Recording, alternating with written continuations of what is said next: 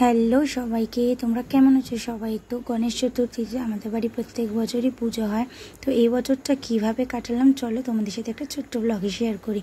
তো সকালবেলাতে রেডি হয়ে গেছিলাম একদম সিম্পলভাবে, আর ঠাকুরমশাই চলে এসেছিলো। ঠাকুরমশাই এসে উনিও সব কিছু রেডি করছিলেন, আর মা এখানে মোটামুটি অনেক কিছু রেডি করে রেখেছিল। এখানে তো অ্যাস্ট্রো পুজো দুজনকেই আমরা সেম সেম গেঞ্জি পরিয়েছি, কি মিষ্টি লাগছে তাই না? আর আরেকটা কথা যেটা তোমাদেরকে আমি বলতেই ভুলে গেছি, সেটা হচ্ছে আমরা এবছরে না মার্বেলের গণেশ, মা লক্ষ্মী আর এখানে হচ্ছে মহাদেব তিনজনকেই মানে মার্বেলের নিয়ে এসেছিলাম। তো ওই জন্যই না ঠাকুরমশাই বলেছিলেন যে মুখগুলোকে যেন না খোলা হয়, ঠাকুরমশাই এসে অভিষেক করবে তারপরে প্রতিষ্ঠা করা হবে। তার জন্য আমরা এখানে মুখগুলো দেখতে পাচ্ছ বন্ধ করা আছে। মহাদেবকে ওই জন্য আগে অভিষেক করছে, জায়গায় প্রতিষ্ঠা করবে, সেইগুলো নেক্সট পার্টে আসছে। আর নেক্সট পার্টটা দেখার জন্য কিন্তু চ্যানেলটাকে অবশ্যই সাবস্ক্রাইব করে